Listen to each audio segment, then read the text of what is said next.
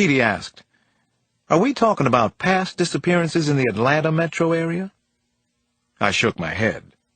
"No, not to my knowledge. The other disappearances are in Texas, Massachusetts, Florida, Arkansas." "Ransoms involved?" Petey followed up. "In one Texas case, yes. Otherwise, no money has been asked for. None of the women have been found so far." "Only white women?" Detective Chacho asked as she took a few notes. "As far as we know, yes. And all of them fairly well-to-do. But no ransoms. And none of what I'm telling you gets to the press." I looked around the parking garage. "What do we have so far? Help me out a little." Chacho looked at Petey. "Joshua?" she asked. Petey shrugged. "All right, Irene." "We do have something. There were a couple of kids in one of the parked cars where the abduction went down. They didn't witness the first part of the crime. They were otherwise occupied," said Joshua Petey. "But they looked up when they heard a scream and saw Elizabeth Connolly. 2 kidnappers, apparently good at it, man and a woman. They didn't see our young lovers because they were in the back of a van." "And they had their heads down?" I asked. "Otherwise occupied?" "That, too. But when they did come up for air, they saw the man and woman, described as being in their 30s, well-dressed. They were already holding Mrs. Connolly. Took her down very fast. Threw her into the back of her own station wagon. Then they drove off in her car." "Why didn't the kids get out of the van to help?" Chacho shook her head. "They said that it happened very fast and that they were scared. Seemed unreal to them. I think they were also nervous about having it known they were playing around in the back of a van during school hours. They both attend a local prep school in Buckhead. They were skipping classes." A team took her, I thought, and knew it was a big break for us. According to what I'd read on the ride down, no team had been spotted at any of the other abductions. A male and a female team? That was interesting. Strange and unexpected. "You want to answer a question for us now?" Detective Petey asked. "If I can. Shoot." He looked at his partner. "I had a feeling that somewhere along the way, Joshua and Irene might have spent some time in the back seat of a car. Something about the way they looked at each other. We've been hearing that this might have to do with the Sandra Friedlander case. Is that right? That one's gone unsolved for what, 2 years in D.C.? I looked at the detective and shook my head. "Not to my knowledge," I said. "You're the first to bring up Sandra Friedlander." Which wasn't exactly the truth. Her name had been in confidential FBI reports I'd read on the ride down from D.C. Sandra Friedlander and 7 others. Chapter 14. My head was buzzing. In a bad way. I knew from my hurried reading of the case notes that there were more than 220 women currently listed as missing in the United States, and that at least 7 of the disappearances had been linked by the Bureau to white slave rings. That was the nasty twist. White women in their 20s and 30s were in high demand in certain circles. The prices could get exorbitant, if the sales were to the Middle East or to Japan. Atlanta had been the hub of another kind of sex slave scandal just a few years back. It had involved Asian and Mexican women smuggled into the U.S., then forced into prostitution in Georgia and the Carolinas. This case had another possible connection to Juanita, Mexico, where hundreds of women had disappeared in the past couple of years. My mind was flashing through these unpleasantries when I arrived at Judge Brendan Connolly's home in the Tuxedo Park section of Buckhead, near the governor's mansion. The Connolly place replicated an 1840s up-country Georgia plantation home and sat on about 2 acres. A Porsche Boxster was parked in the circular driveway.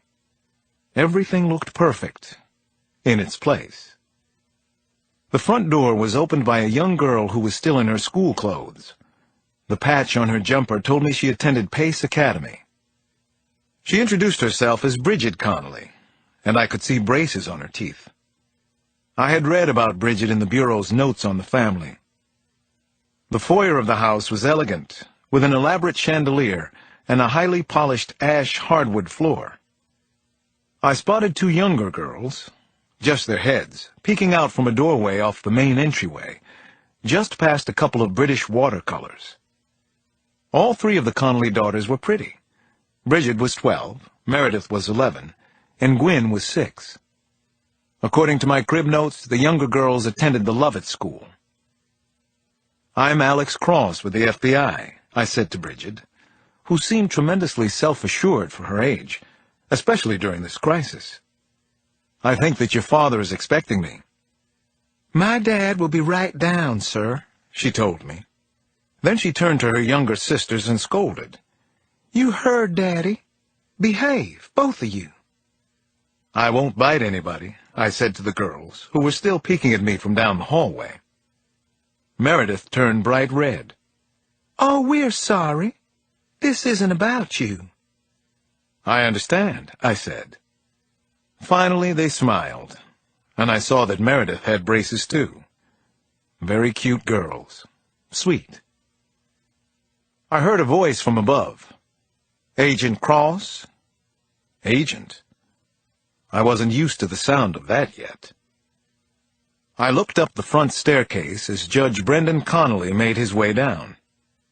He had on a striped blue dress shirt, dark blue slacks, black driving loafers. He looked trim and in shape, but tired, as if he hadn't slept in days. I knew from the FBI workup sheets that he was 44 and had attended Georgia Tech and Vanderbilt Law School. "So, which is it?" he asked, then forced a smile. "Do you bite or not?" I shook his hand. "I only bite people who deserve it," I said. "Alex Cross." Brendan Connolly nodded toward a large library den that I could see was crammed from floor to ceiling with books. There was also room for a baby grand piano. I noticed sheet music for some Billy Joel songs. In the corner of the room was a daybed, unmade. "After Agent Cross and I are done, I'll make dinner," he said to the girls. "I'll try not to poison anybody tonight, but I'll need your help, ladies." "Yes, Daddy," they chorused. They seemed to adore their father. He pulled the sliding oak doors, and the two of us were sealed inside. "This is so damn bad. So hard." He let out a deep breath. "Trying to keep up a front for them. They're the best girls in the world." Judge Connolly gestured around the book-lined room. "This is Lizzie's favorite place in the house. She plays the piano very well. So do the girls. We are both bookaholics, but she especially loved reading in this room." He sat in a club chair covered in rust-tone leather. "I appreciate that you came to Atlanta. I've heard you're very good at difficult cases. How can I help you?" he asked. I sat across from him on a matching rust-tone leather couch. On the wall behind him were photographs of the Parthenon, Chartres, the pyramids, and an honorary plaque from Chastain Horse Park. There are a lot of people working to find Mrs. Connolly, and they'll go down a lot of avenues. I'm not going to get into too many details about your family. The local detectives can go there." "Thank you," the judge said. "Those questions are devastating to answer right now. To go over and over, you can't imagine." I nodded. "Are you aware of any local men or even women who might have taken an inappropriate interest in your wife? A long-standing crush, a potential obsession? That's the one private area I'd like to go into. Then, any little things that strike you as out of the ordinary. Did you notice anyone watching your wife? Are there any faces you've seen around more than normal lately? Delivery men? Federal Express or other services? Neighbors who are suspicious in any way? Work associates? Even friends who might have fantasized about Mrs. Connolly?" Brendan Connolly nodded. "I see what you're getting at." I looked him in the eye. "Have you and your wife had any fights lately?" I asked. "I need to know if you have. Then we can move on." Wetness suddenly appeared in the corners of Brendan Connolly's eyes. I met Lizzie in Washington when she was with the Post, and I was an associate at Tate Schilling, a law firm there. It was love at first sight. We almost never fought, hardly ever raised our voices. That's still true. Agent Cross, I love my wife. So do her daughters. Please help us bring her home. You have to find Lizzie.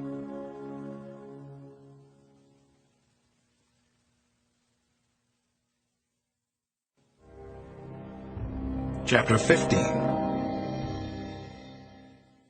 The modern-day Godfather.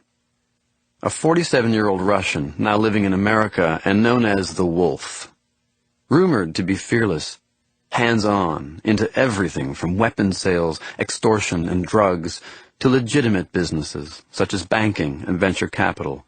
No one seemed to know his true identity, or his American name, or where he lived. Clever, invisible, safe from the FBI and anybody else who might be looking for him. He had been in his 20s when he made the switch from the KGB to become one of the most ruthless cell leaders in Russian organized crime, the Red Mafia. His namesake, the Siberian Wolf, was a skillful hunter, but also relentlessly hunted. The Siberian was a fast runner and could overpower much heavier animals, but it was also hunted for its blood and bones. The human wolf was also a hunter who was hunted, except that the police had no idea where to hunt. Invisible, by design. Actually, he was hiding in plain sight. On a balmy evening, the man called Wolf was throwing a huge party at his 20,000-square-foot house on the waterfront in Fort Lauderdale, Florida. The occasion was the launch of his new men's magazine, called Instinct, which would compete with Maxim and Stun. In Lauderdale, the Wolf was known as Ari Manning, a wealthy businessman originally from Tel Aviv. He had other names in other cities. Many names, many cities. He was passing through the den now, where about 20 of his guests were watching a football game on several TVs, including a 61-inch Runco. A couple of football fanatics were bent over a computer with a statistics database. On a nearby table was a bottle of Stolichnaya, encased in a block of ice. The vodka in ice was the only real Russian touch that he allowed. At 6'2", this wolf could carry 240 pounds and still move like a big and very powerful animal. He circulated among his guests, always smiling and joking, knowing that no one in the room understood why he smiled. Not one of these so-called friends or business partners or social acquaintances had any idea who he was. They knew him as Ari, not as Pasha Sorokin, and definitely not as the Wolf. They had no clue about the pounds of illegal diamonds he bought from Sierra Leone, the tons of heroin from Asia, and weapons and even jets sold to the Colombians, or white women purchased by the Saudis and Japanese.